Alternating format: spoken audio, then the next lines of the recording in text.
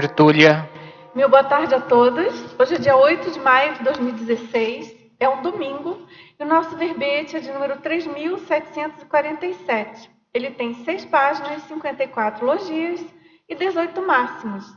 E o tema de hoje, a ser debatido, é Censo de Vitimização Judaica, da especialidade para a Sociologia.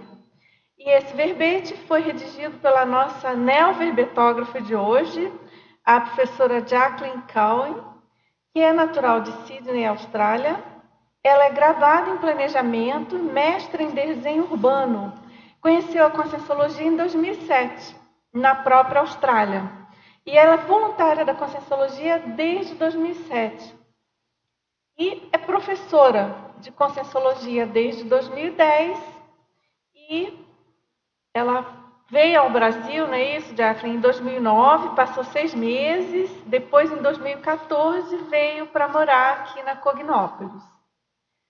Agora, aqui na definologia, o censo de vitimização judaica é a conscientização teática da consim, homem ou mulher, sobre a condição do povo judeu se depreciar ao longo dos séculos, pela repetição de padrões de queixas, mitos e crenças, reforçadas pelo grupo intra- e extrafisicamente. E aqui na pensenologia, o holopensene pessoal de vitimização judaica, o holopensene religioso. Na fatologia, o apego à identidade judaica, a incapacidade de separar a identidade judaica da vitimização. A incapacidade de se perceber enquanto consciência além da identidade judaica. A distorção da realidade pela repetição de histórias bíblicas ao longo de muitas vidas. A escravidão no Egito, o mantra de nunca perdoar, nunca esquecer. A sacralização das palavras de Deus no Torá.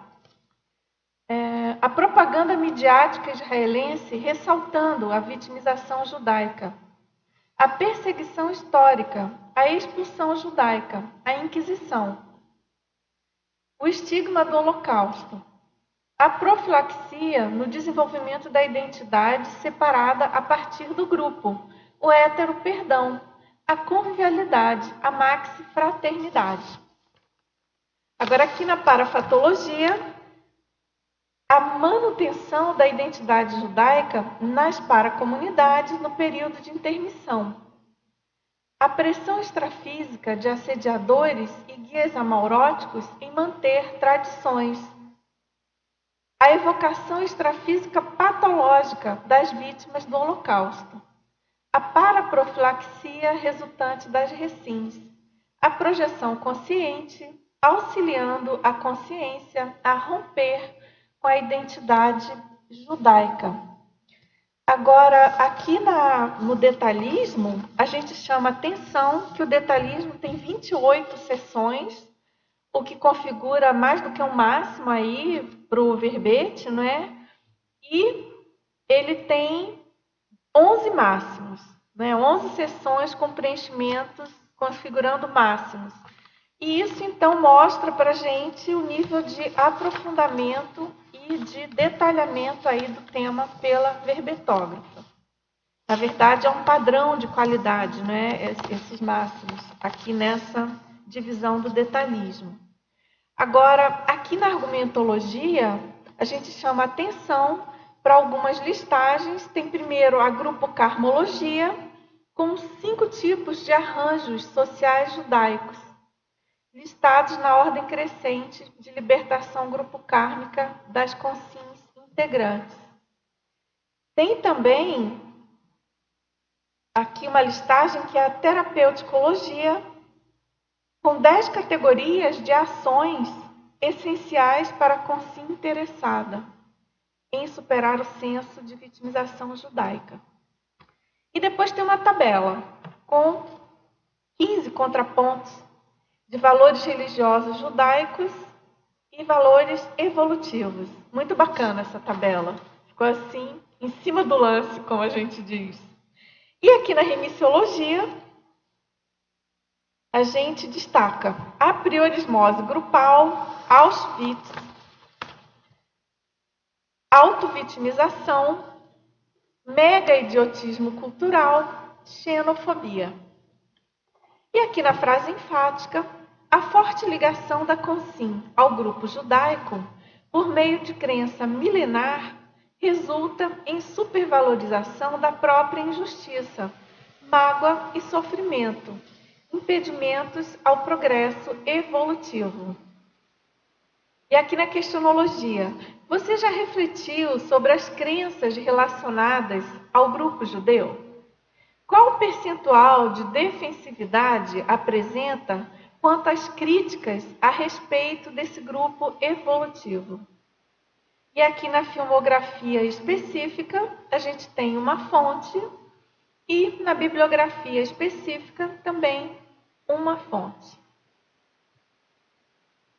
Agora vamos aqui à mega-análise feita pela equipe da Enciclosapiens. Professoras Ana Maria Rocha, professor Cláudio Monteiro, professora Marilene Raganin e professora Socorro Frazão. Então vamos lá. Apego, mitos, crença, queixas, submissão. Exclusão, sectarismo, estagnação, interprisão, acomodação. Autocriticismo, automimetismo, heteroperdão, inflexibilidade, grupo pensenidade. Antidiscernimento, autoposicionamento, omni-questionamento, grupo karmologia, para sociologia. Temas bem quentes, né? Então, professora Jacqueline, a gente já tem aqui algumas perguntas, mas antes de mais nada, a gente queria ouvir você, pela sua, assim, o que você pode contar para a gente sobre a motivação para escrever esse verbete, esse tema? Ok, olá, tudo.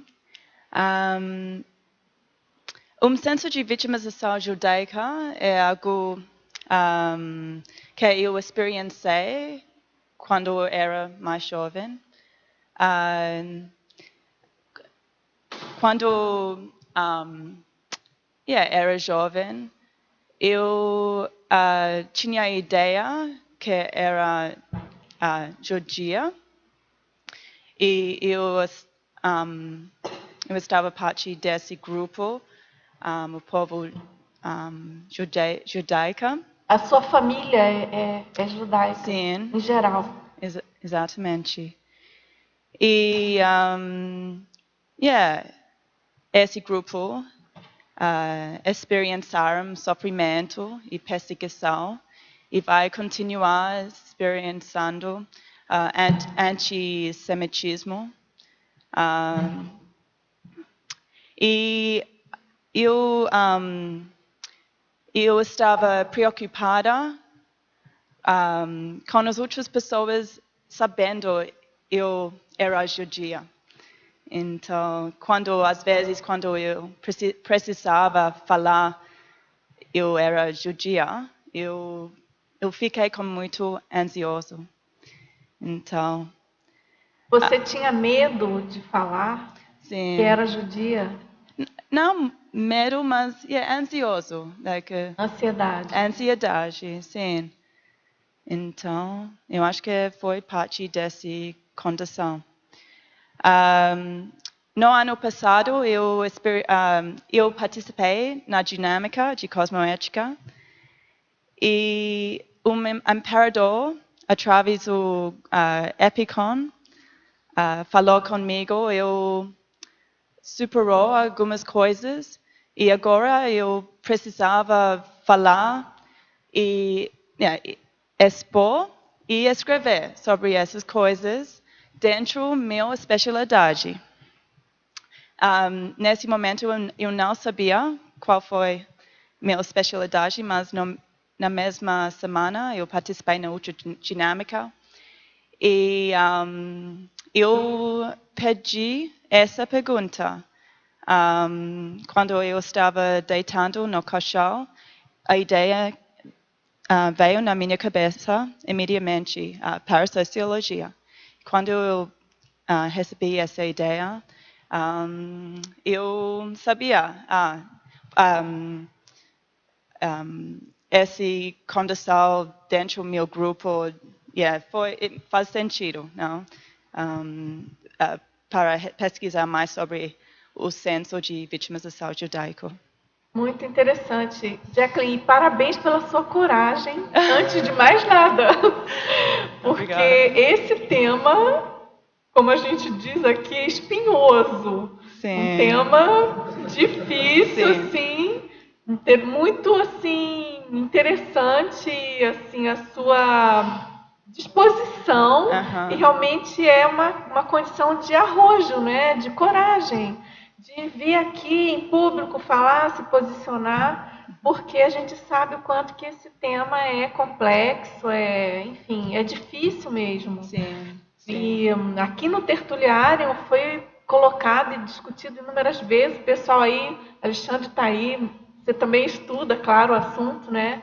E a gente sabe o quanto que ele pesa ainda hoje muito no nosso planeta, na questão do impacto disso na própria Reurbex planetária e o quanto que a gente sabe que será já uma das últimas, vamos dizer assim, condições, né, vícios culturais, enfim, nem sei a denominação mais precisa para esse problema.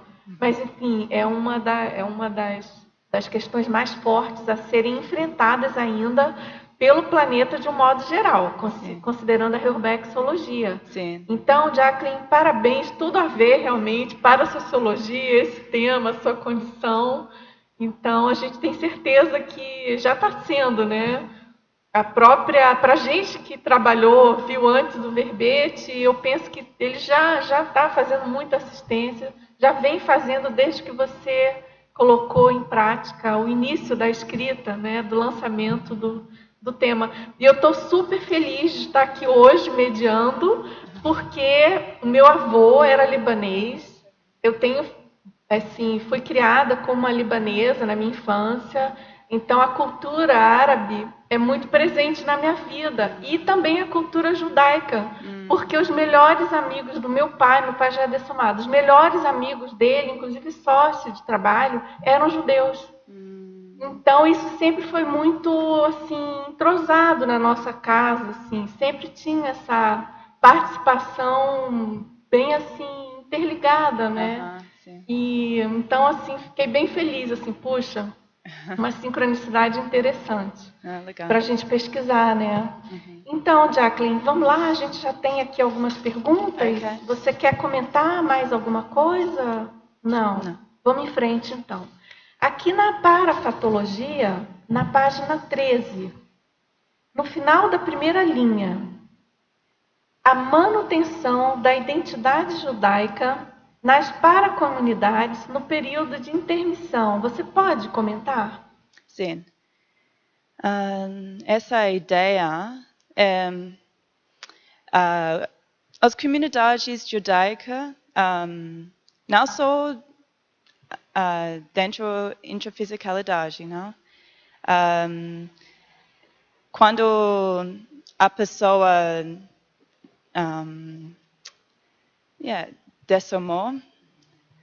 dessoma, e tem ligação com o grupo judaico, vai continuar nessas comunidades, paracomunidades judaicas. Então, em termos das crenças a pessoa tem, ela vai continuar pensando na mesma forma. Não vai ver qualquer coisa diferente ou experienciar qualquer coisa diferente. Ele vai continuar, não? No mesmo rola pensando.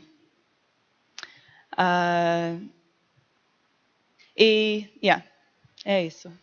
Ocorre vai mantendo, né? Exatamente. Agora, aqui na sinergismologia, na página 13, mas Sinergismologia. Na página 13, na terceira linha. O sinergismo sociexis socins, no reforço ao holopensene de estagnação evolutiva. Você pode comentar também? Sim. Tem muito pressão dentro da comunidade judaica, mas também tem essa pressão por extrafísicos, não? Consciências. Eu tinha uma experiência, talvez 5 anos atrás. Eu estava levado, taken, para a comunidade judaica. Sim, foi uma projeção. E lá eu encontrei rabino, líder, e ele falou comigo com nostalgia. Já foi 10 anos. E eu sabia o que ele foi falando sobre. Foi 10 anos desde eu deixei o grupo judaico. E depois, tinha muitas pessoas lá. E eu assisti meus pais, como se fala? Remarrying. Antes de você ressomar? Não. Na projeção. Sim. Recasando. Porque eles são separados. Sim. E a música foi com nostalgia, foi tudo. Eu estava assistindo essa cena. E, um novo casamento dos teus pais. Sim. Que não aconteceu? Não. Aqui no intrafísico, não. Meu pai já casou com outra pessoa. Minha mãe também, outro relacionamento. E eu tinha, como se fala? Eu refleti. Essa é lavagem cerebral, né?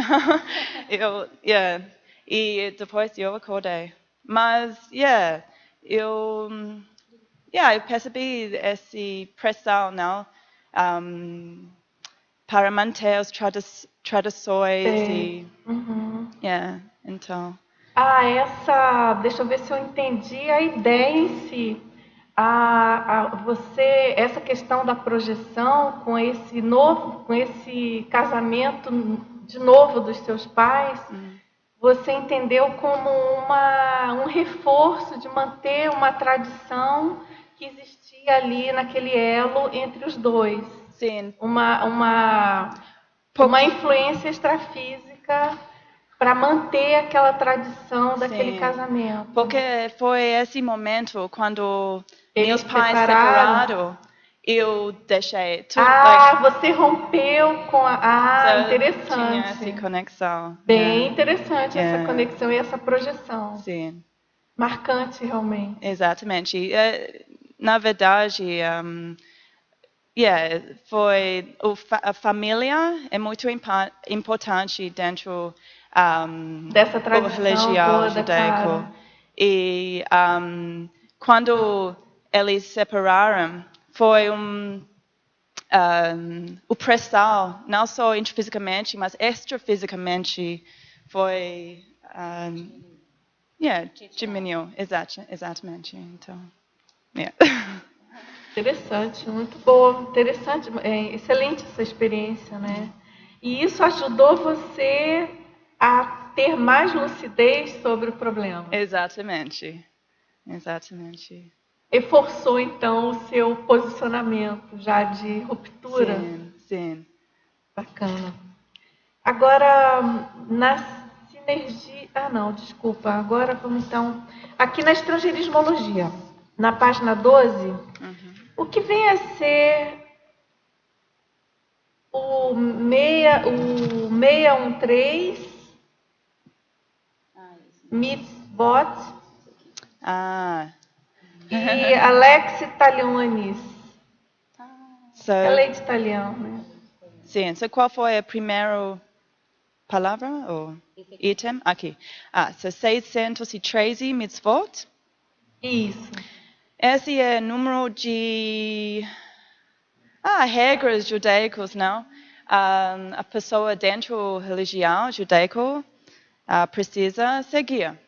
Então, esses mandamentos, não? Dentro da Torá e controlando todos os aspectos da vida da pessoa.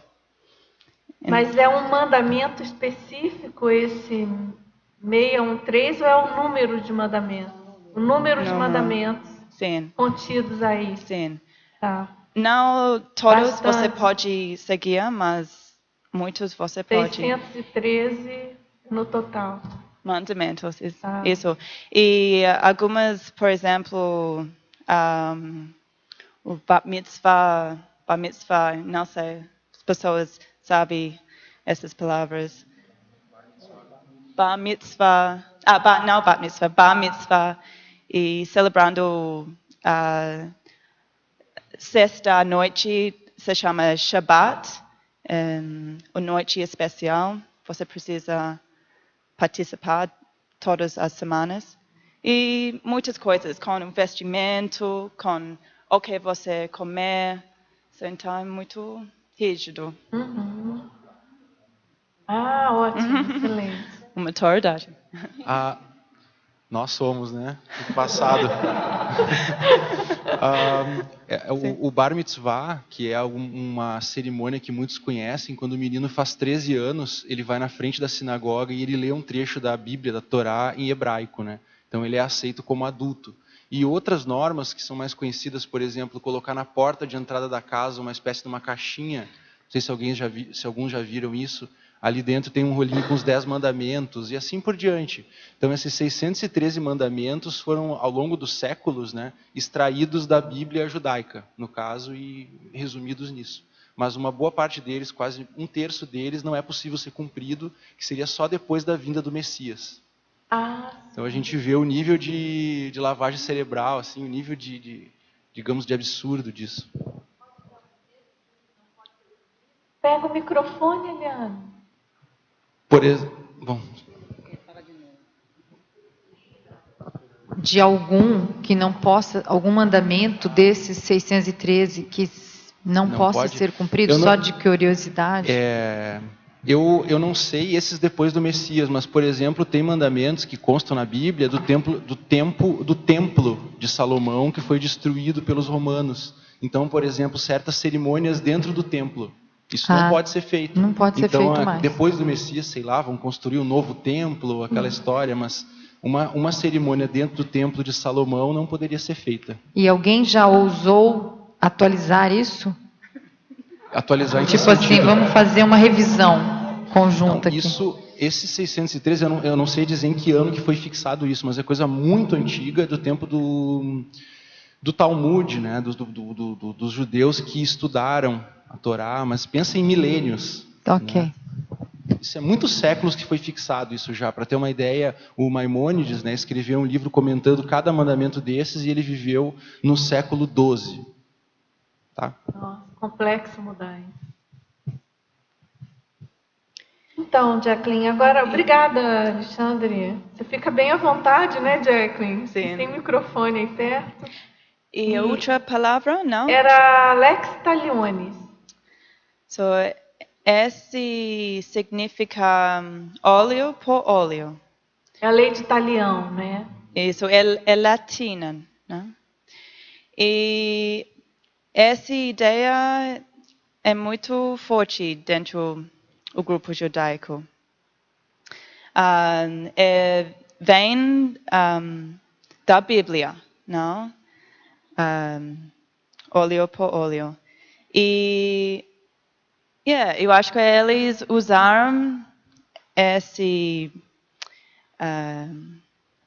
ideia ou lei para justificar os atos contra os outros, não? Então, é sério.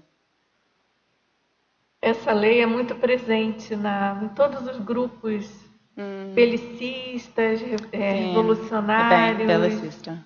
Jack, você acha essa lei é a base de sustentação desse senso de vitimização judaico? Sustenta essa ideia de vingança, exatamente, o mantra de nunca perdoar, nunca esquecer, não? Esse é uma mantra. Mas realmente essa lei sustenta, ela embasa, né? Especialmente dentro Israel também, o governo tem essa mentalidade. Eu tenho uma pergunta sobre a mãe judaica. Eu queria saber, como que é a mãe judaica? Ela ajuda a manter isso, né? Sim. Imagino. Queria que você comentasse sobre a mãe judaica e depois o código do silêncio. Okay. O mãe judaica tem um papel principal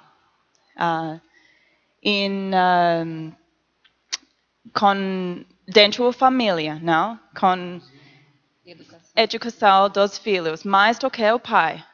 E se o mãe não é judaica, os filhos não vão ser judaicos. Então, é muito importante o grupo judaico a ver o mãe como muito importante.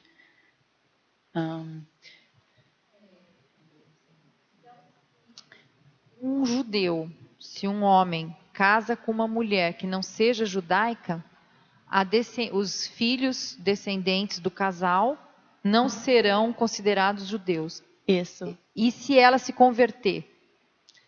E se a mãe se converter à religião? Se ela se converter.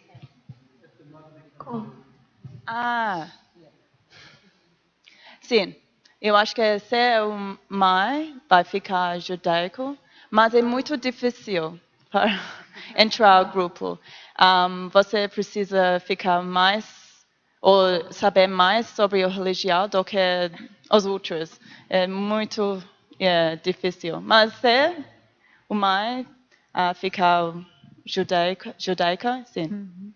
Isso parece ser também mais uma forma de controlar a mulher, né? Controlar as mulheres judaicas, né? Uma forma de controle. Sim. Parece. E o código do silêncio?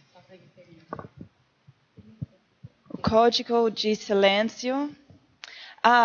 Esse é interessante, porque dentro do grupo judaico, porque eles têm esse...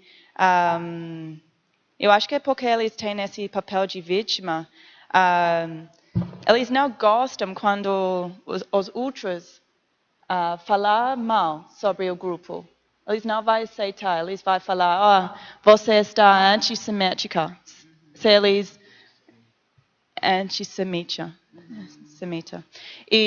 Ou se a pessoa dentro do grupo é judaico, eles vão falar, você está self-hater, self-hating Jew.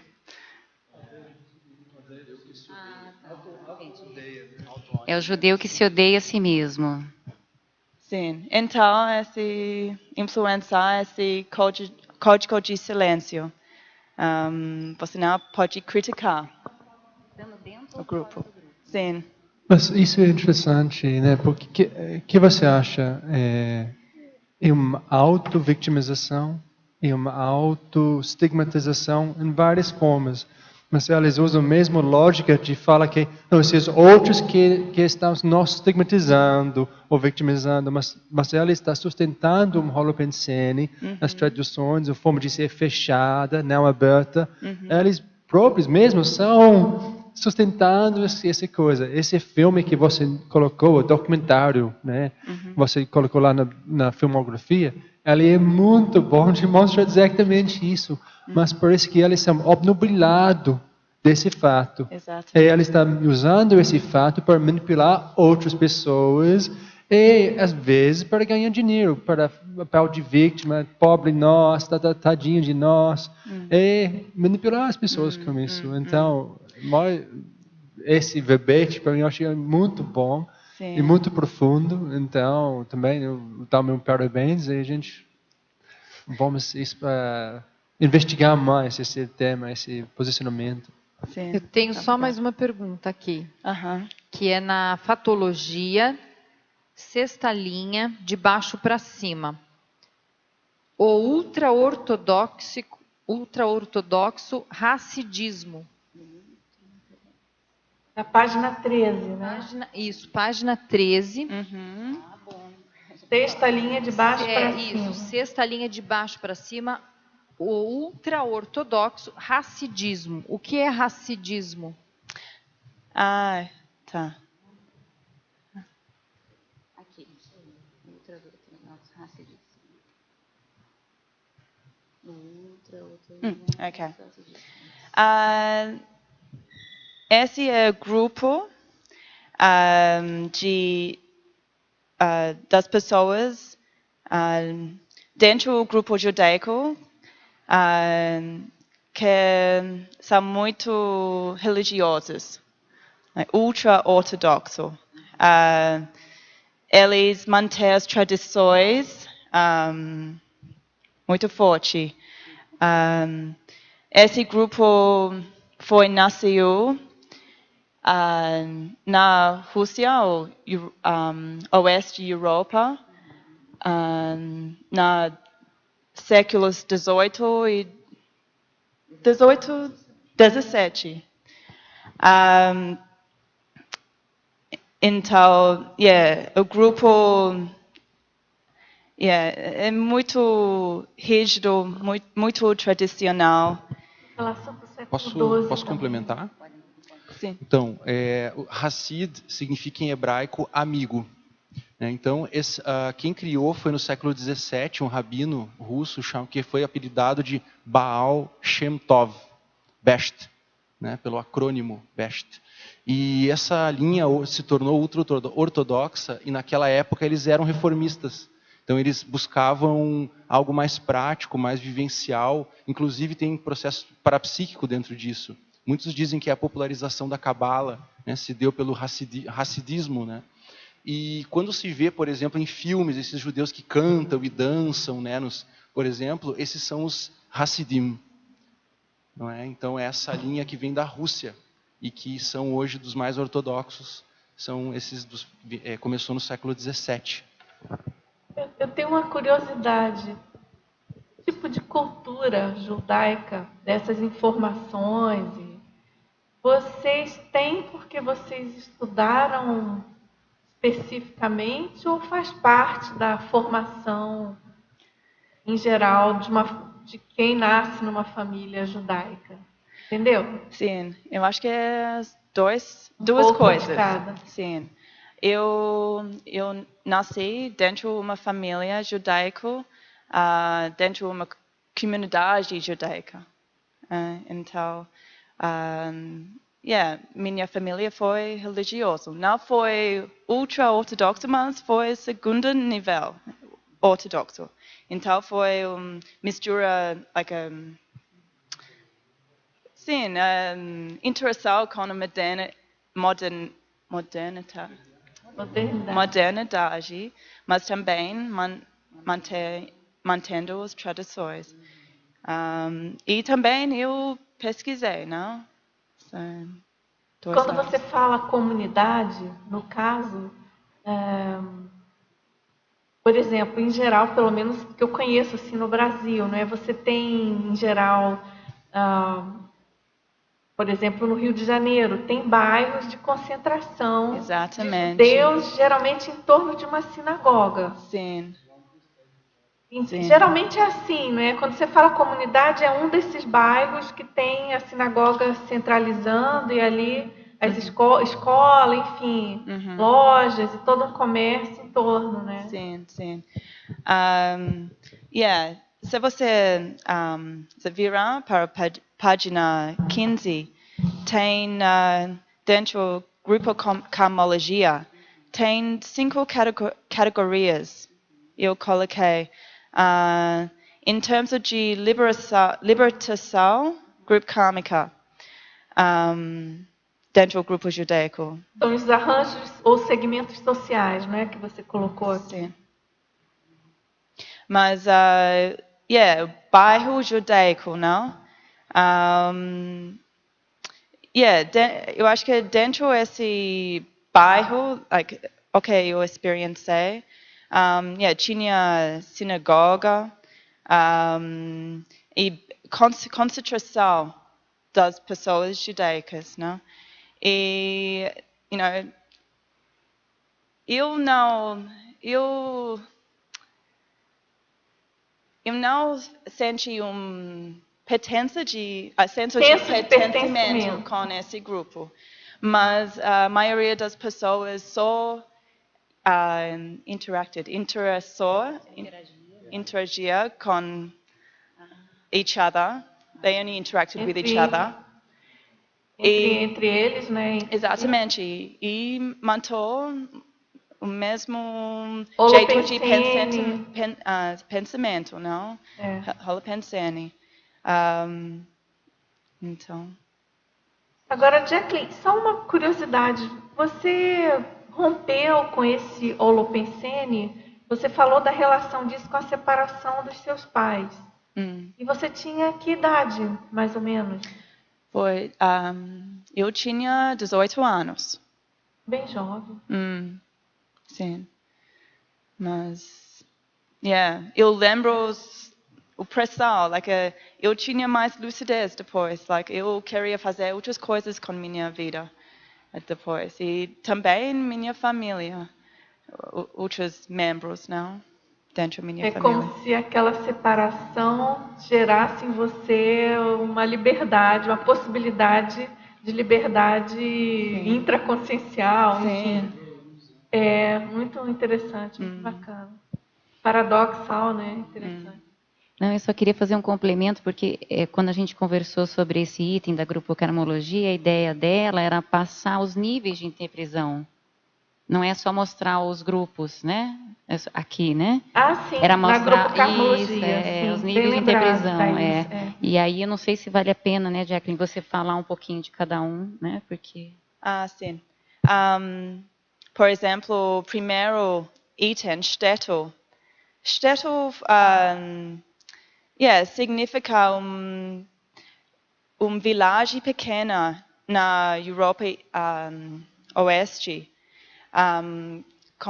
onde a população foi predominante judaico e foi muito tradicional, e eu acho que tinha interpretação grupo kármica.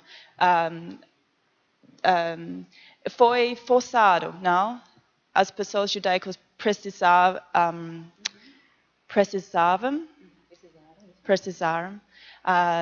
morar dentro dessas comunidades, mas também dentro da comunidade foi pressão para aumentar as tradições. Foi muito rígido e tradicional. Então, agora, dentro dos Estados Unidos, tem as mesmas comunidades.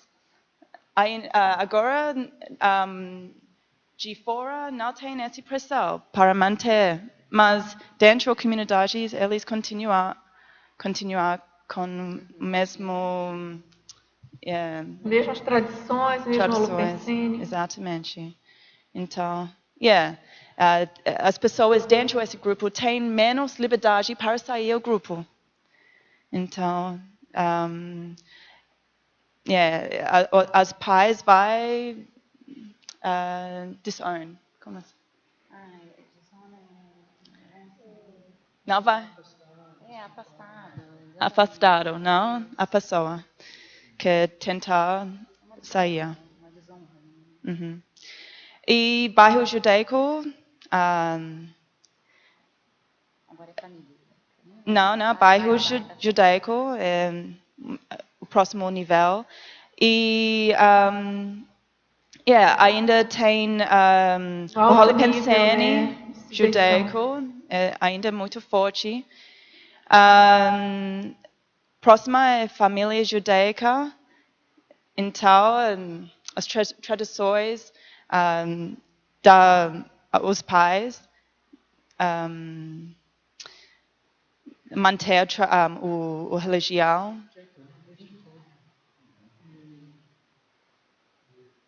Eu sou curioso.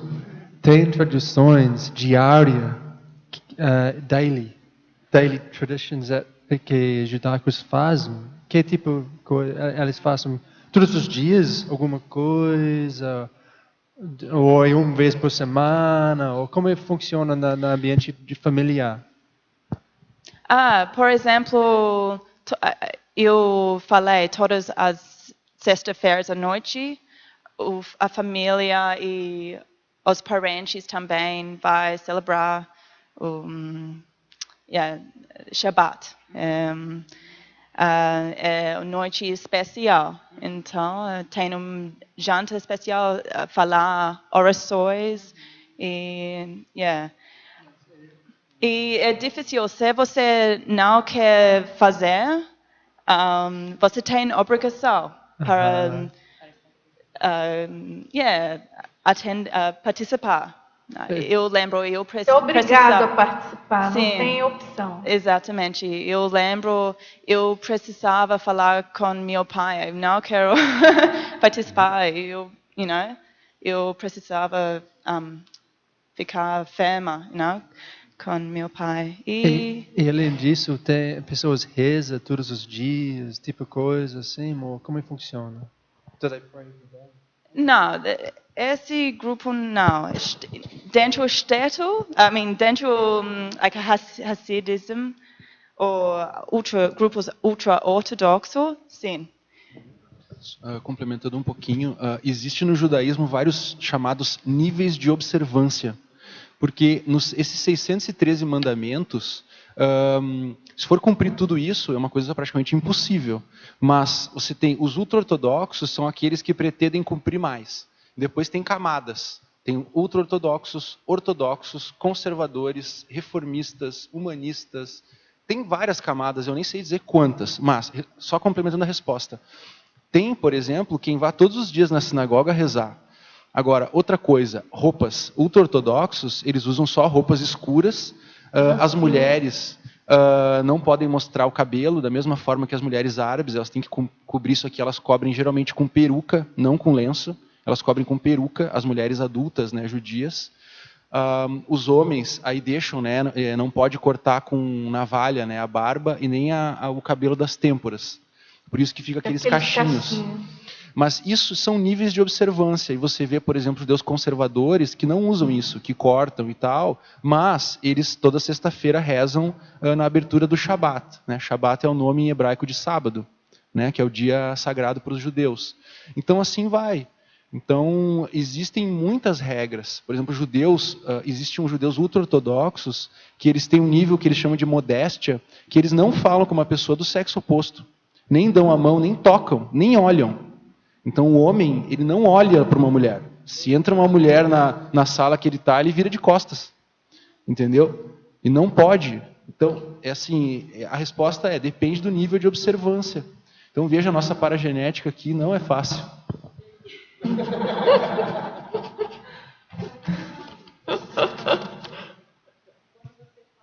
De observância é observância deles para com eles ou de observância de uma comunidade para com a prática?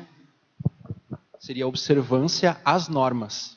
O nível de cumprimento das normas, mas o nome que eles dão é observância. O quanto você observa, digamos, você cumpre as normas. Uma outra pergunta para vocês. E quando não cumpre, assim, não sei se existiam pessoas como você que tinham pensamentos e valores diferentes dentro da comunidade. Deve ser difícil vocês se reconhecerem, né? Porque a comunidade faz força para seguir as regras. Mas eu não sei se você, na sua experiência, conheceu mais pessoas que tinham esse perfil, ou os jornais trazem alguma reportagem. O que se faz com essas, né, com esses rebeldes, ou essas pessoas que têm pensamentos diferentes? Sim, eu acho que, como eu estava falando antes sobre esse código de silêncio, eu acho que, tem pessoas que criticar, o grupo, e o grupo judaico não gosta, e vai falar negativamente sobre essas pessoas. Eu gostaria de saber como foi a sua vinda para a Conscienciologia. Quando você descobriu a Conscienciologia e sua família ficou sabendo, como foi? Foi assim difícil? Eles aceitaram? Como foi esse processo? Na minha caso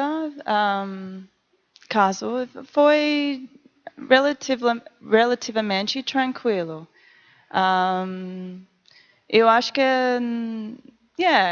minhas pais geralmente respeitam, não? Meus escolhas. Sim. Então, foi bom. Claro, eu acho que eu queria falar muito com eles sobre, Conscienciologia. Eles não foi muito aberta, mas ainda eles respeitaram. Tudo bem, então? Posso ir em frente, Jacqueline? Você quer comentar mais? Tudo bem? Agora, aqui na Pensinologia, na página 12, final da terceira linha, você poderia relacionar os Evolutio Pensenis com o tema do verbete? Sim. Eu acho que os pensamentos ou pensenes sobre evolução, não? Eu acho que superando essa condição, é importante para a consciência, para pensar numa maneira evolutiva. Por exemplo, dentro terapeuticologia, o item primeiro item sobre autoconsciencialidade. Para a consciência, pensar mais sobre o fato... A multidimensionalidade. Sim. Ele ou ela está uma consciência primeiro e depois, consciente dentro do grupo judaico. Então, tu refletir mais sobre essa realidade. Por exemplo, porque a ideia é a pessoa dentro do grupo judaico pensar ele só é judaico, nada mais. Então tem esse conceito da alma judaica. Então você no passado você foi um judaico, você está na essência um judeu e vai continuar no futuro. Então, essa é contra essa ideia de evolução. Sim. Isso tem relação com aquela ideia do chosen people, aqui na estrangeirismologia? Essa é uma crença, não? O povo eleito. Eleito, escolhido. Sim. Essa é uma ideia muito forte dentro do grupo judaico. Essa ideia vem da Bíblia, onde o Deus escolheu o povo judaico e entrar na aliança. E então, por milhares de anos, vida depois vida, consciência dentro desse grupo, continuar pensando nessa forma. Não vai ajudar a pessoa, não? Para pensar como uma consciência. Mais uma pergunta aqui. Na tradição judaica, se tem essa ideia de reencarnação de várias vidas? E não é claro. Eu acho que para... Talvez você quer resposta. Sim, sim. Eu acho que você... Para a Cabala, sim. Existe, inclusive, o livro de reencarnação, né, sobre reencarnação. Eu já estive em palestra de rabino ortodoxo que afirma que existe reencarnação, né? Mas o judeu do senso comum, digamos, né, a maior parte da população de judeus não leva em conta isso. É algo que não pertence ao senso comum. Mas no nível de teologia, por exemplo, da Cabala, sim. Mas eu acho que muitas pessoas sabem sobre esse conceito de alma judaico, mas não tem detalhes sobre. Sim. Agora, na fatologia, na quarta linha, na página 12, quais são as principais características do temperamento judaico? Tá. Que temperamento é esse, Jack? Sim. Well, primeiro tem os dois lados, não? Dentro do grupo. O temperamento positivo é intelectualidade, não? Ser positivo. Mas no outro lado tem aspectos que contribuem para o senso de vitimização judaica. Então tem egoísmo, tem superioridade, tem defensividade, sensibilidade, belicismo, tem fechadismo. Então... E essa fama da questão financeira? O que você diz sobre isso? Também, né? Então eu acho que é parte da história dos judeus, não? Eles têm muita experiência trabalhando com dinheiro, não? Mas também eles são muito fisicalistas. Eu acho que se contribui também. E é interessante, por exemplo, os judeus dentro dos Estados Unidos têm muito poder, não? Eu acho que, mas ainda eles têm essa mentalidade de sendo vítimas. Então, esse é um paradoxo. Essa questão do acúmulo financeiro, econômico-financeiro, sim, e a manutenção da vitimização, né? Sim. Complexo. Posso comentar? Sobre essa questão financeira, eu acho que vale a pena a gente falar alguma coisa, porque é algo que as pessoas geralmente têm ideia, né?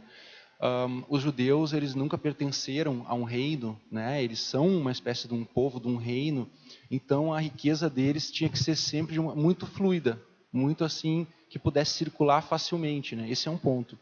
Outro ponto, sempre assim, a necessidade de acumular riquezas para um futuro reino de Israel, de novo.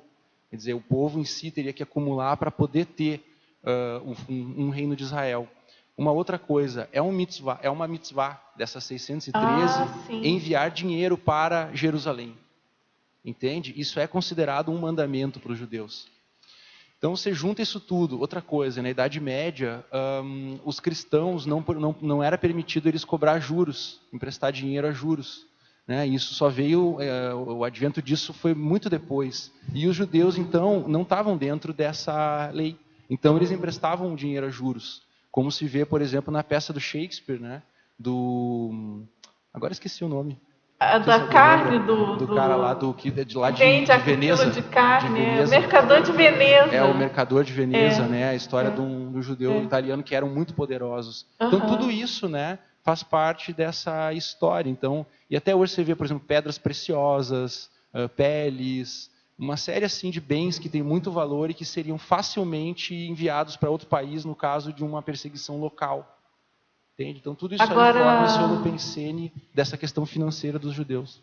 Agora, se a gente pegar, por exemplo, o ocorrido no Holocausto, né, agora, Holocausto com H maiúsculo, Segunda Guerra, também reforça, né, essa condição, porque eles foram saqueados, né, perderam muita coisa. Então isso também deve reforçar. Existe um ponto, né, que se chama a questão judaica. Né? A questão judaica é essa não pertença, né? O não pertencimento dos judeus a nenhum reino, nenhum país. Então, por um lado, tem muito conhecimento e muita riqueza, então todo mundo precisa dos judeus.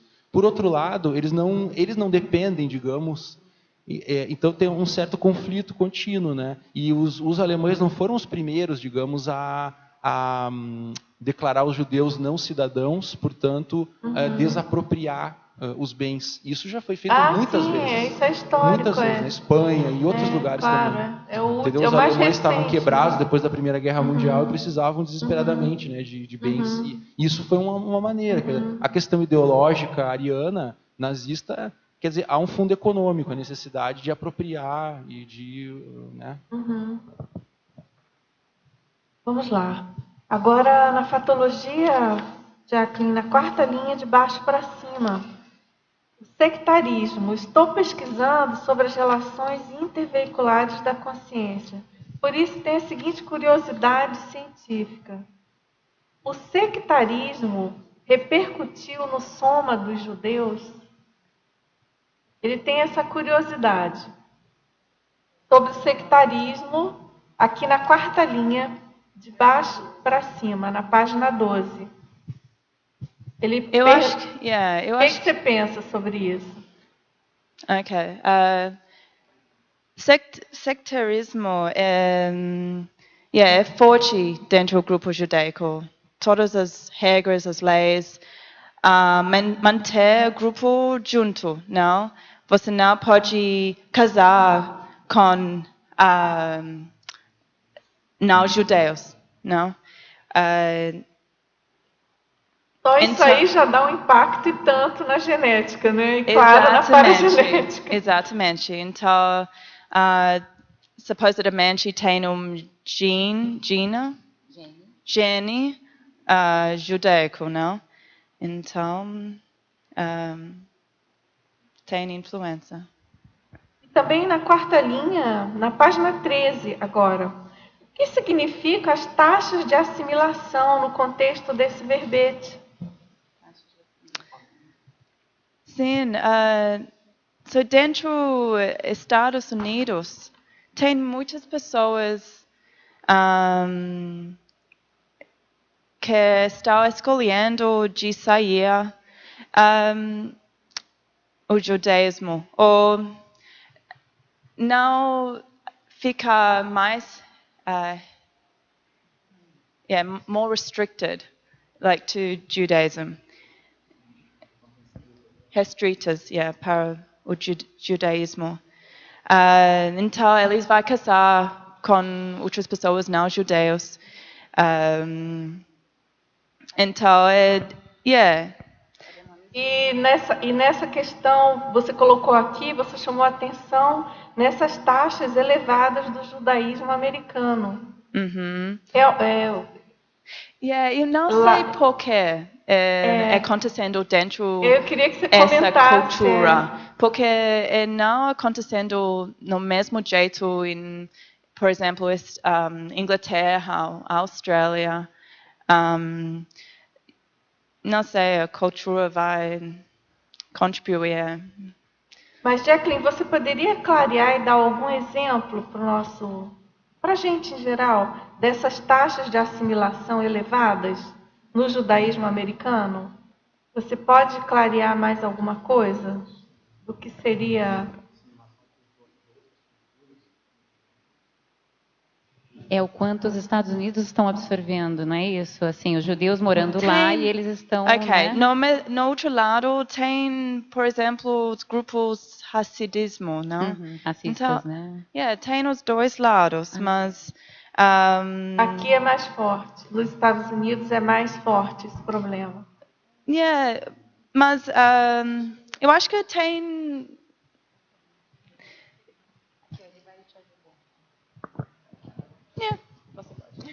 A assimilação é quando os judeus sai do gueto judaico e vai viver na comunidade geral, digamos, quando ele se assimila na sociedade não judaica. Então, quando eu li isso aqui, eu tinha a impressão que lá não era tão diferente assim. Essa coisa americana, né? Essa questão de ser elevada essa taxa no judaísmo americano, né? Mas não é, ela tinha colocado. E, bom, então o que ele perguntou sobre nesse contexto do verbete, então tá claro, né? Acho que não tem mais dúvida. Obrigada aí, Dulce. Alexandre. Oi. Fala. Posso? Não, eu estava pensando aqui voltar um pouquinho naquela questão financeira que estava conversando antes. Que, assim, em que pese tudo isso que o Alexandre trouxe, né, de normas e, né, coisas que estão escritas a respeito da relação do judeu com o dinheiro, especialmente com a grande quantidade de dinheiro, né, o fato também é que isso tem um pouco de estereótipo aí. Porque se você pegar a maior parte dos judeus que imigraram antes ou depois da Segunda Guerra para o Brasil, são judeus daquela faixa do leste europeu, né, que pega Polônia, Ucrânia, Rússia, etc., eram pessoas muito pobres, não tinham acesso a estudo, analfabetas, muitos, inclusive pessoas da nossa família, né? E que eu acho que muito dessa coisa do enriquecimento ou do acumular bens foi muito do pós-guerra, pós-imigração, pelo menos no caso do Brasil, né? E eu questionei há uns 2 anos atrás uma pessoa da comunidade judaica de Porto Alegre, já bem idosa, assim, que tinha uma vivência na comunidade. Eu questionei para ela, assim, por curiosidade, se havia judeus em Porto Alegre que viviam abaixo da linha da miséria, tipo em favela ou coisas do gênero. E ela disse que sim, que tem e que ela conhece, mas que é uma coisa que não é falada, né? Isso é uma coisa que não é abordada, né? Então eu acho, eu queria, né, tem expressar. essa percentual aí de estereótipo, né? Tem a questão do estereótipo e tem essa questão também que eu queria salientar do enriquecimento pós-imigração. Né? Claro. Isso é interessante porque foi ótimo. normalmente os imigrantes, depois de 1 ou 2 gerações, ganham mais do que a média do povo do país que eles chegaram. Então isso é uma regra normal para as coisas. Mas olha, eu acho essa coisa de ser estigmatizado é uma coisa bem interessante, porque é uma forma de assédio. E a gente sabia onde existe heterossédio, a raiz e um autoassédio. Então, essa postura de ser afastado das outras comunidades, de outro povo, de ser fechado e manter nossas tradições, nossa coisa tudo para dentro, isso fez parte de uma autoestigmatização judaica. E depois vem a heteroestigmatização. As pessoas veem aquela coisa e fez observações. Às vezes, coisas duras acontecem, como no nazismo, na Alemanha, toda aquela coisa. Mas eu acho a coisa bem interessante em todo o processo, é a autoassédio, a autoestigmatização. E para superar isso é o processo que eu acho a essência do verbete. Sabe, o movimento extrafísico envolvido com a verbete, eu acho bem assim, para fazer um pouco mais autoenfrentamento, para, sabe, abrir um pouco mais, e essa estigmatização vai diminuindo, né? Sabe, demora um bom tempo, porque demorou muito tempo para estabelecer, mas também vai demorar para diminuir. Mas eu acho que esse verbete fez parte desse processo muito saudável para o povo judaico e uma coisa mexendo com pan-judaísmo, né? Essa coisa de dominar o mundo, as coisas da mídia lá nos Estados Unidos, que os judaicos são muito fortes em várias linhas de Goldman Sachs na área financeira. Tem muita coisa envolvida aí. Mas eu acho, eu só quero enfatizar, não foi uma pergunta, mas eu quero falar sobre aquela coisa de autoestigmatização e autoassédio como uma raiz da coisa. Então. Mesmo. Ótimo. Jacqueline, agora aqui na Fatologia, página 12, quarta e quinta linhas. Você poderia falar sobre a postura anti-universalista, a mentalidade fechada e a falta de empatia para com os não-judeus? Sim. O grupo judaico tem essa postura de anti-universalista. Eles estão mais fechados com as outras pessoas não judeus. Eles têm um nome para não judeus, gentios. Então, o goi. Tá.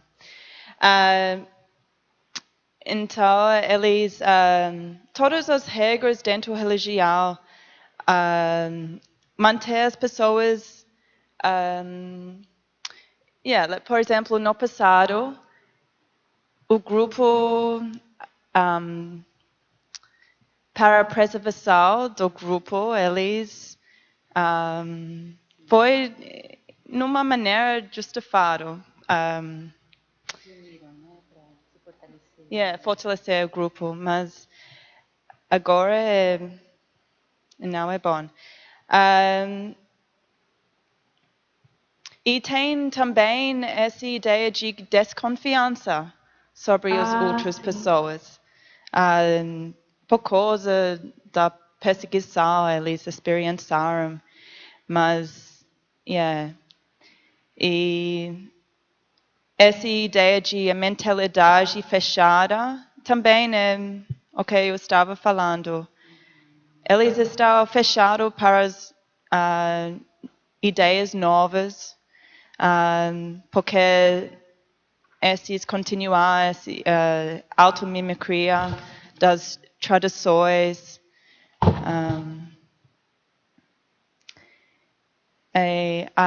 Também a falta de empatia com os não-judeus, especialmente com essa ideia de vitimização, por causa eles têm essa falta de empatia. Eles pensam nós experienciar mais sofrimento do que as outras. Porque eles pensam nós estamos diferentes dos outros.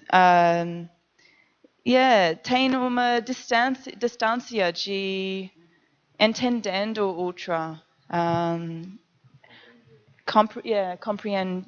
Compreendo o outro. Então, isso é problemático, especialmente dentro de Israel. Você pode ver isso como o governo de Israel tratar os palestinos.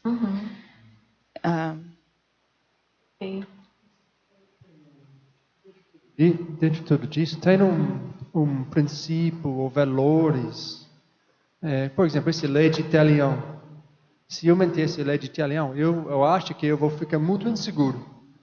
Sabe, porque eu sempre estou esperando para a próxima coisa, porque eu sei que minha postura vai gerar mais conflito. Então, como eu posso ficar com passividade se eu estou sabendo que minha postura própria vai gerar mais conflito? Então, a lei de Italião é um exemplo que gerar mais problemas para o povo judaico. Mas tem outras coisas também que você pode pensar que gera esses problemas ou sustentar esses problemas, esses hábitos doentes. Também na página 14, em numerologia, tem uma lista das crenças. Essas crenças contribuíam para esse senso de vitimização. Eu já expliquei a crença na vingança, a crença na diferença, a crença na exclusão, Não é fácil para entrar no grupo. Crença na superioridade étnica, o povo eleito. Todas essas crenças, eu acho que contribuía. Essa crença na dependência grupo kármica, como é que é isso, Jacqueline? Essa crença na dependência grupo kármica, eu acho que porque das regras e leis religiosas. A questão da família, da importância de manutenção desse grupo fechado. Sim, eles não gostam quando você pensa diferente. E também com essa ideia de autoridade, não? Você precisa, como se fala? Essa coisa da proteção também, de uma falsa ideia de que você só vai estar protegido ali naquele grupo karma, né? Não sei se é essa. Sim, mas eu quero falar que eles não, essa condição não ajuda a pessoa para levar ou tomar responsabilidade. Eu acho que é sempre a falta, o problema do outro. Eu acho que é esse, E uma coisa que a gente estava conversando, que tem a ver com com a exclusão, é que é muito parecido também com os árabes. Se você não partilha desses preceitos e você efetivamente rompe com o grupo, na maior parte das vezes, não foi o caso da Jacqueline, porque os pais não eram tão ortodoxos, né? Enfim. Mas aí você realmente assim, há há uma separação mesmo, né? Você não pode mais contar com o grupo. E eu fico pensando nessa história que ela contou, né? Como o grupo vem ao longo dos séculos, né? Tentando se fortalecer, entre aspas, né? Devido às condições externas desfavoráveis, um grupo que se fechou para se fortalecer e para sobreviver. Teve uma justificativa histórica, mas ao longo do tempo isso foi mudando e eles continuaram com essa postura. Mas aí a questão é justamente de quando você rompe com isso, você perde toda a conexão com o grupo. Quer dizer, a gente aqui, que não partilha, né, do grupo judaico, tem a condição de admiração e discordância, né? Você pode ter discordância e até certo ponto você é tolerado nas comunidades, nos grupos, mesmo com religiões diferentes, com concepções diferentes. E lá não, se você, né, não quiser, você está efetivamente fora. E aí você perde apoio financeiro, apoio afetivo, apoio de todos os níveis, né? Jacqueline, posso fazer aqui? Como você caracteriza o relacionamento entre casal judeu? Por exemplo, como é o homem judeu nos aspectos afetivos sexuais? Como é a mulher judia nos aspectos afetivos sexuais? Como se dá esse relacionamento afetivo sexual num casal de judeu?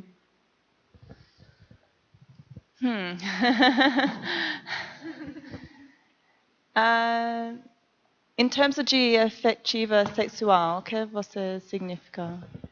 Em termos de abertismo, fechadismo, em termos de repressões ou não, aspectos da cultura judaica que podem interferir num relacionamento duplístico, por exemplo.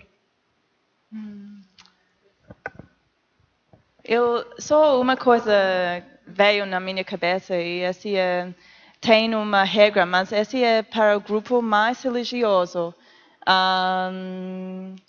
Quando mulher tem uma menstruação, ela não pode ter relações sexuais com o homem. Então, esse vai afetar um pouco. O Jacqueline, parabéns pelo verbete, ele diz. Não gostaria de fazer nenhuma pergunta, mas sim uma sugestão para que você escreva um livro. Para relatar o seu processo de dissidência, e eu com certeza serei um dos primeiros leitores desse livro. Esse teletertuliano é de Rio Claro, São Paulo. Ah, legal. Então aí, os parabéns, hein? Agora, você poderia fazer uma abordagem sobre o automimetismo das práticas religiosas e a distorção da realidade pela repetição de histórias bíblicas ao longo de muitas vidas? É aqui na página 12, sexta linha. Automimetismo? Isso. E a distorção da realidade pela repetição de histórias bíblicas. Esse item é a ideia que ao longo das vidas múltiplas a pessoa está fazendo o mesmo comportamento e também porque o religioso judaico está muito velho. Então, milhares de anos, a pessoa vai pensar no mesmo jeito, com as mesmas crenças. E é muito anti-evolutivo esse automimetismo. E eu acho que a pessoa tem duas condições, senso de vitimização leve e senso de vitimização intenso. Eu acho que para a pessoa que tem a condição intenso, eles não podem pensar numa forma diferente. Eles vão continuar pensando essas crenças são certas, essas regras e leis são certas. Então, esse é automimetismo. Agora, Jacqueline, tem uma pergunta aqui, umas 3 perguntas. Ele fez em inglês, mas eu vou precisar traduzir para os nossos teletertulianos. I'm sorry. Ele pergunta sobre o aspecto esotérico do misticismo judaico, a Cabala. Se você pode falar alguma coisa. You know, I'm thinking I'm going to pass.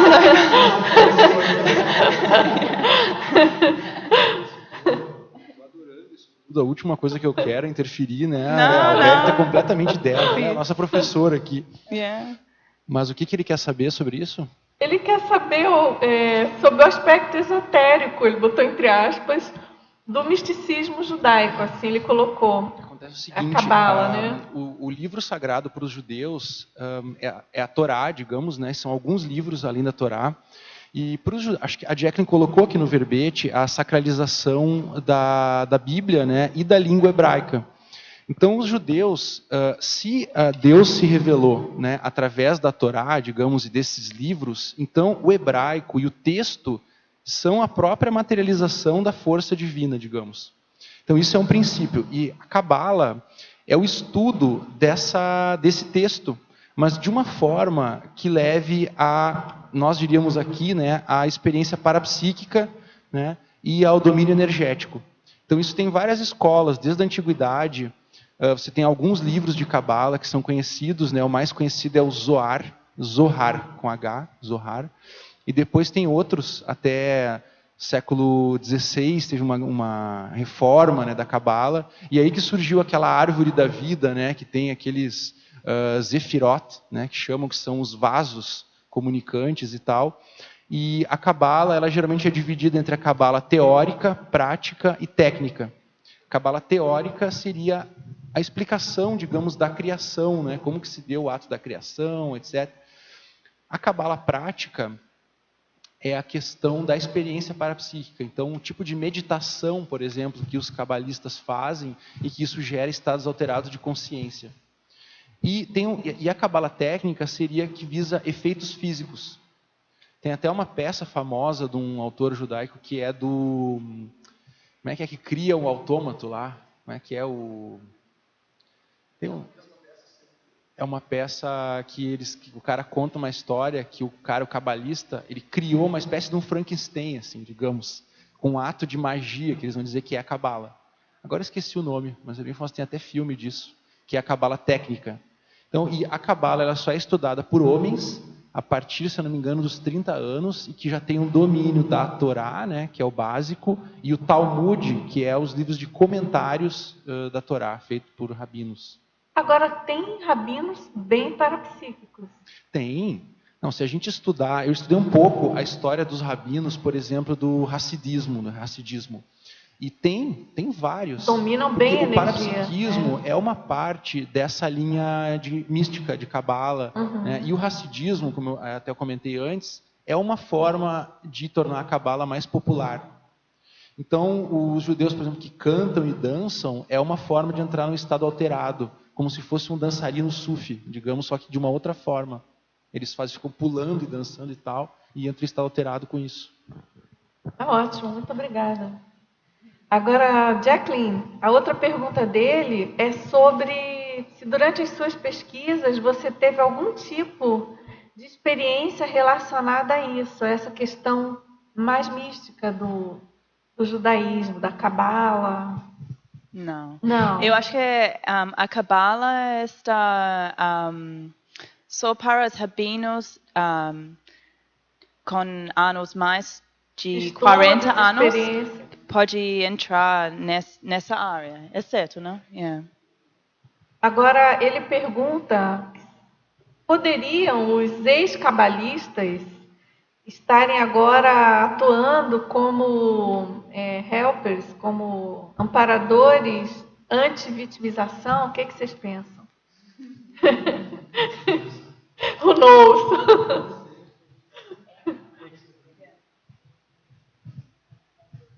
Talvez.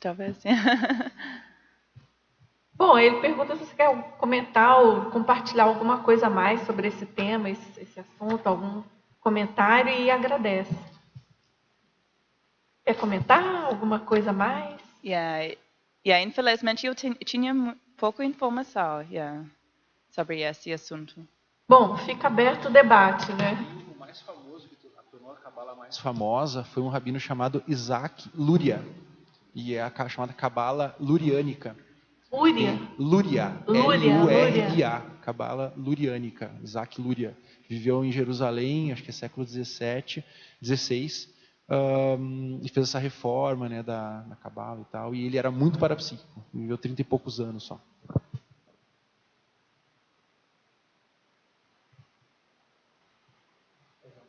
Claro. Você acha que esse processo da intelectualidade dos judeus, ele ajuda a questão do universalismo, ou você acha que isso não tem relação? O que você acha? É interessante, não? Porque dentro do grupo judaico tem, por exemplo, os rabinos vai discutir, analisar a Bíblia judaico, mas eu acho que eles usaram a intelectualidade só dentro os limites da religião, like in terms of quando a pessoa está mais religiosa, não? Então eles não vão refutar ou questionar a ideia de Deus, ou like vai ir mais acima, não? Então, talvez, exatamente. Eu acho que sim, exatamente. Eu acho que, por exemplo, para intermissivista, ou a pessoa que pode questionar, refletir, usar o discernimento, porque esses atributos mental-somáticos, não?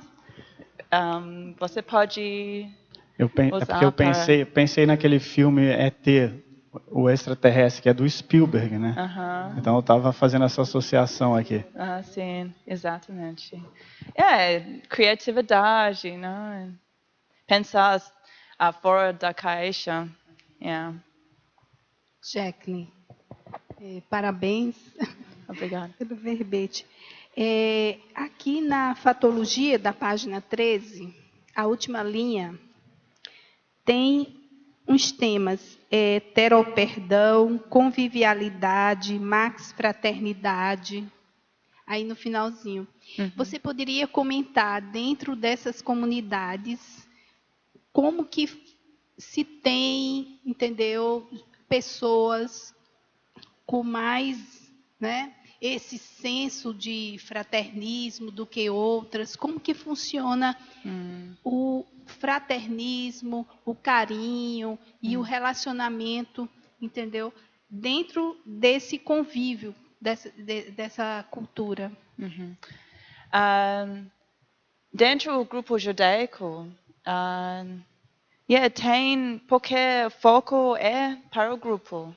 Então, tem essa convivialidade dentro do grupo. Tem esse conceito de caridade, caridade para o grupo judaico. Então, tem esse. Mas é limitado para o grupo kármico. E eu acho que com maxi fraternidade, a consciência vai além do grupo, não? Então, pensa com sentimentos positivos e ajuda as outras consciências sem o limite do grupo, não? E heteroperdão, você falou sobre esse conceito.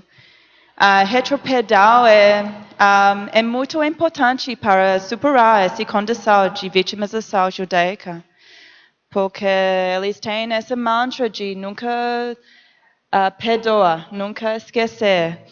E esse segurar a pessoa e manter esses ressentimentos sobre os outros, o que os outros fez, e nunca pensar sobre si mesmos. Então, eu coloquei dentro da mega pensenologia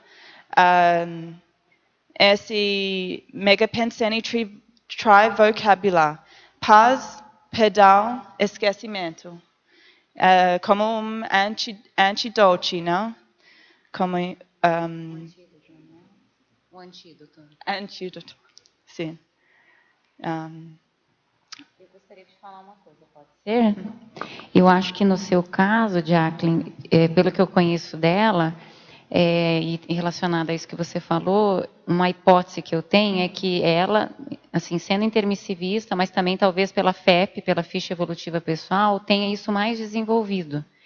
Porque eu não acho que foi somente o fato dos pais se separarem que, né, ocasionaram a libertação. É óbvio que isso foi um fato intrafísico importante, mas eu penso que ela já tem, e ela mesma relata, né, na nossa amizade, ela sempre relatou que ela tinha ideias nesse sentido, de universalismo, de fraternismo, e talvez com esse fato isso pôde vir à tona, né, ela pôde manifestar. Desencadeou. E eu acho que um fato bem contundente para mostrar que ela tem essa libertação e isso mais envolvido, ela está aqui no Brasil hoje, né? Quer dizer, ela tem o respeito da família, não foi excomungada, né? Vamos dizer assim, e ela consegue estar fazendo a Proex dela aqui, né? E, enfim, manifestar esses valores que são dela, conscienciais, né? E eu acho que é um mérito, né? Também, né? Sim. Mas eu lembro também, eu vou falar sobre uma experiência que eu tinha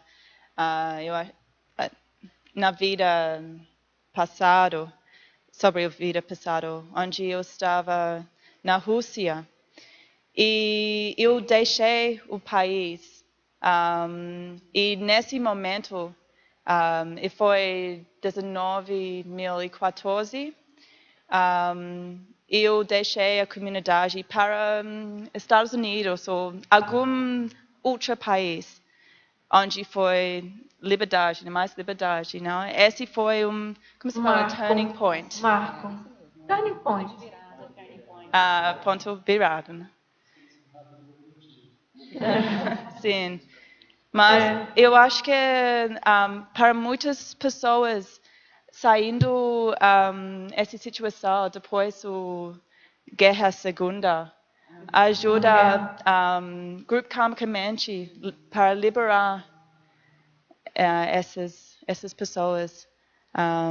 E agora eles tinham uma escolha para continuar com a religião ou criar mais distância. Agora, Jacqueline, aqui na página 12, nona linha, esse desejo da preservação judaica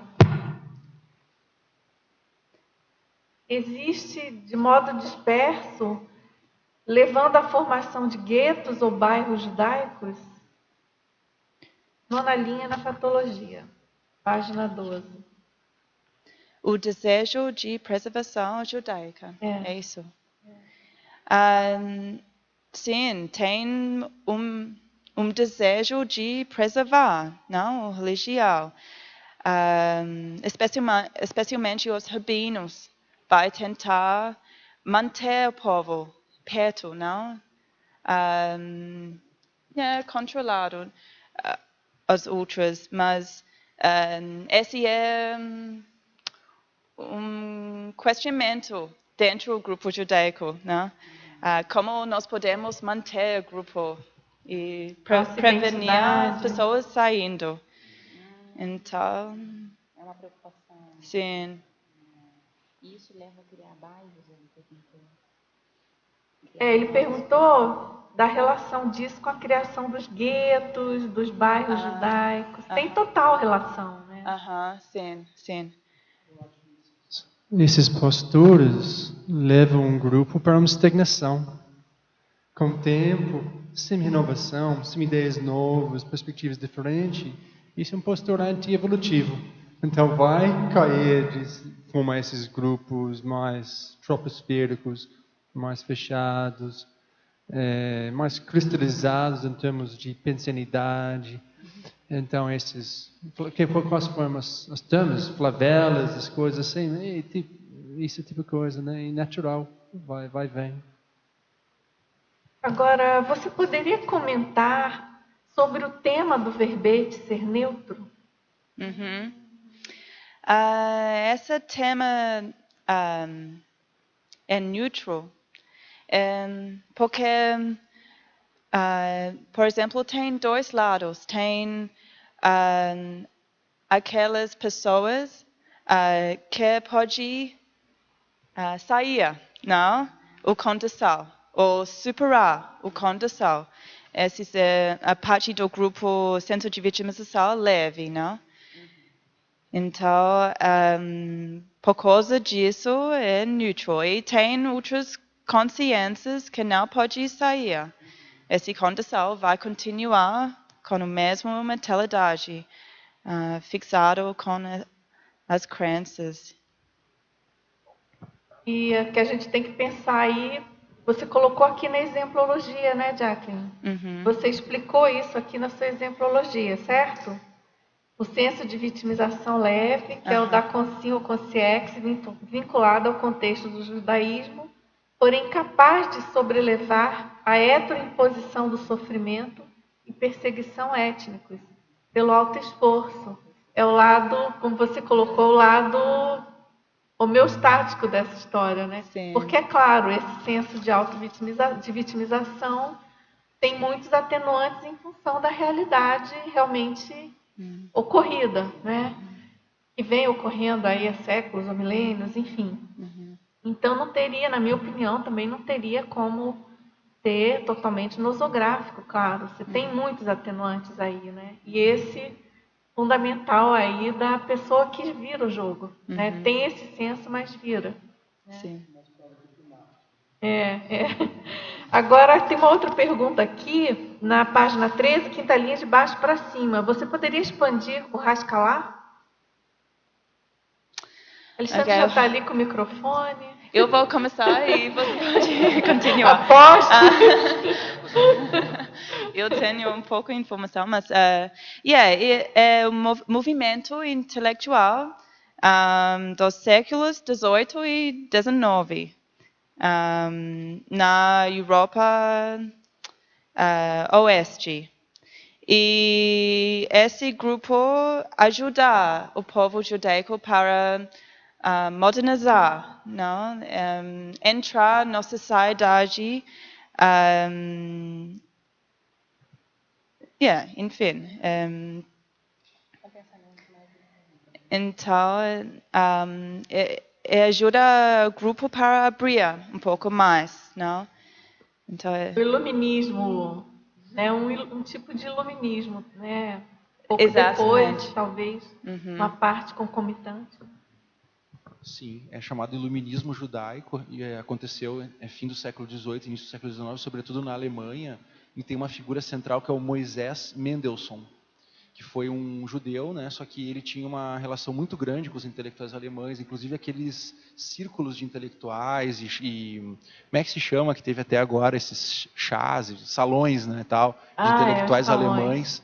E então é um movimento pró-assimilação, conforme já foi falado, de mistura na sociedade, a própria defesa do hebraico, por exemplo, como um idioma que se usava muito o dialeto Yiddish, né, que era o dialeto alemão dos judeus da Europa Oriental, né, aderir ao hebraico e tal. Então, o Haskalah é positivo, né, um movimento de abertura no judaísmo e de renovação, inclusive a partir do Haskalah, do Haskalah, se torna possível os judeus fazerem mais assistência na sociedade, deixarem compartilhar com a sociedade essa intelectualidade, mesmo a riqueza, aquilo que está acumulado. Então, um movimento de abertismo, né, Haskalah. E assim como tem Hassidim, que são os que seguem esse movimento, os que seguem a Haskalah são os Maskilim. Maskilim são os que seguem a Haskalah. E o singular é Maskil. Que eu ia perguntar, talvez nós sejamos Maskilim, né? O que eu ia perguntar é o seguinte, na paradoxologia, o último paradoxo, página 14, o paradoxo de a crença na superioridade étnica estar aliada à inferioridade da vitimização. Para você explicar assim, como que você entende esse paradoxo. Achou? Sim. Eu queria falar... esse é um paradoxo, não? Eles têm essa ideia de superioridade, não? Mas no mesmo tempo tem essa inferioridade de vitimização. Então é um paradoxo. Você acha que esse sentir superior ajuda a se sentir inferior? Sim. Sim, eu acho que sim. Eu acho que na aparência parece como sim, mas na verdade a superioridade, como se fala?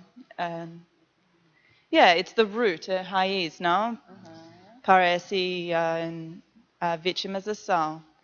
Eles não podem aceitar, que quando a pessoa se sente superior, e de fato ninguém é superior a ninguém, é fácil a pessoa se auto-vitimizar, porque ela não é reconhecida assim pelos outros, né? Então é super fácil você virar vítima nessa história, porque não é a realidade.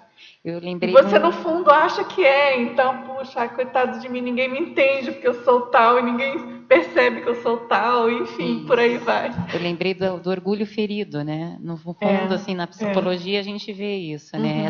Essa ambiguidade, né? Pessoas que têm um narcisismo muito grande e que quando tem esse narcisismo quebrado, né? Pela realidade, né? Porque, como ela falou, todos somos consciências, temos qualidades, defeitos, uma hora ou outra a gente... né, vai praticar isso, vai ter o retorno, e aí você fica todo mordido, né, vamos dizer assim, né, porque o orgulho foi ferido, né, então tem um orgulho deles serem judeus, e se isso, né, de alguma forma não é reconhecido, daí... Mas também esse orgulho manter o povo conectado para o religião, o grupo, porque, é uma maneira...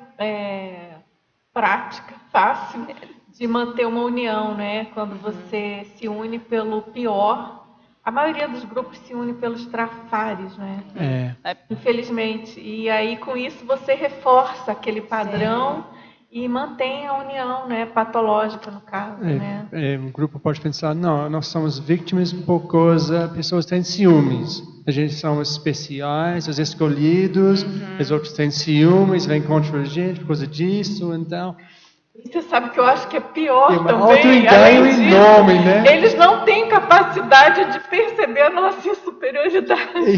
Porque aquela pessoa que se acha muito inteligente, geralmente ela acha que todo mundo é burro, né? Ai, não, uma pessoa não tem competência um terceiro ponto perceber a minha inteligência. Sabe o que é o agravante disso? Porque você tem, né, o senso de superioridade, deixa a pessoa fraca, aí ela se vitimiza, e um agravante disso é o fechadismo.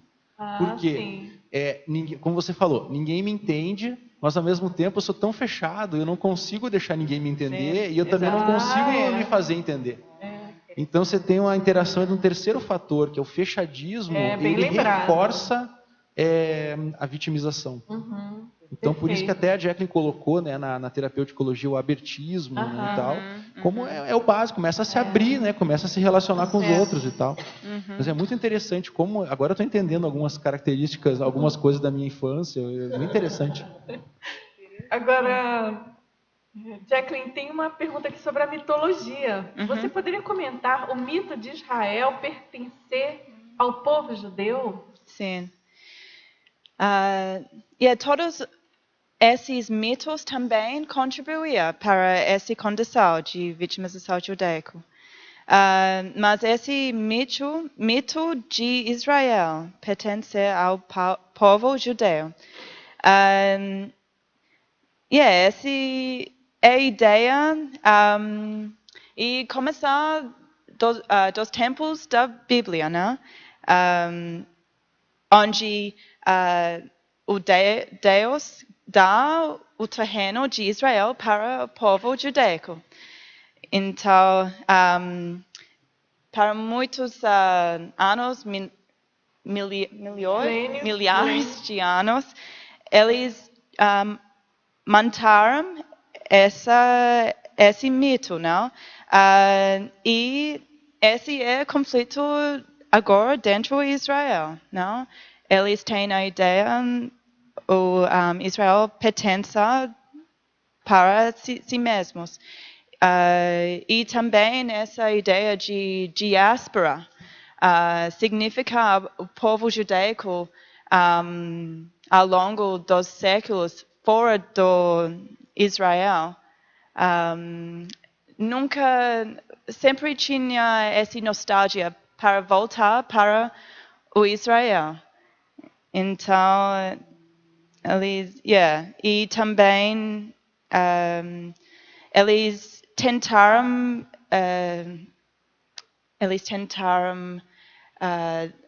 dar evidência para os outros através da arqueologia, tentar provar o Israel pertencer. A legitimidade daquela terra pertencer.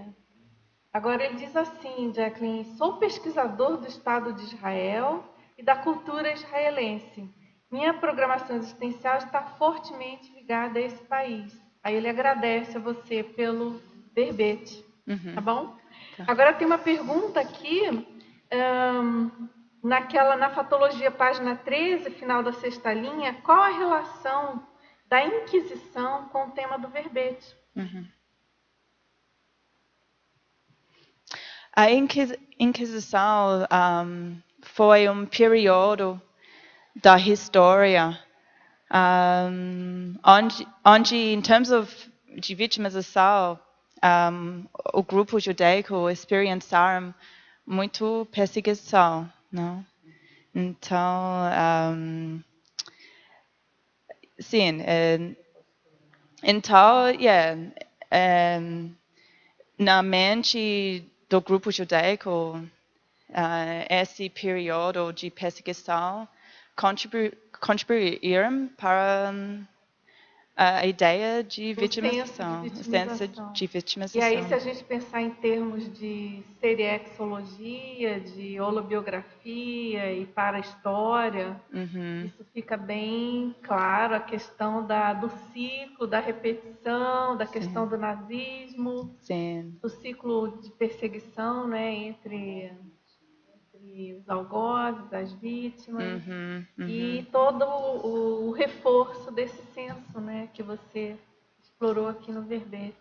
Isso.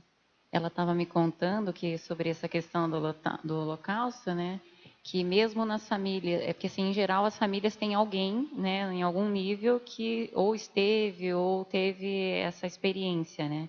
Então isso é muito forte, mesmo quem não tem ou não passou, né, pelo Holocausto, percebe como tendo passado. Tendo parte, né? Como sendo parte. Sim, porque a identidade judaico está muito forte. Se alguma coisa acontecer com alguém dentro do grupo judaico, acontecer de todo mundo. Ok, Jacqueline. Muito obrigada. A gente aguarda os próximos verbetes. Ficou claro que esse tema é bem substancioso, tem bastante coisa aí para ser explorado, trabalhado, e a gente parabeniza você mais uma vez pela ousadia de apresentar aqui, né, abrir o seu laboratório consciencial, enfim, muito bom, foi excelente. E a gente sabe o quanto que foi assistencial e vai ser ainda, né? E agradecemos muito, então, vocês todos, tertulianos, teletertulianos. Agradecemos especialmente aqui a nossa bancada poliglota e especialista no judaísmo, e em especial Alexandre Zaslat.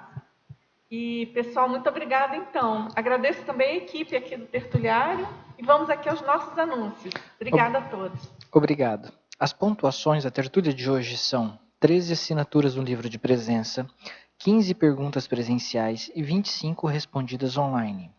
Hoje teremos 2 recados, a Nazaré com acoplamentarium e a Cíntia com imersão laboratorial tenepsológica.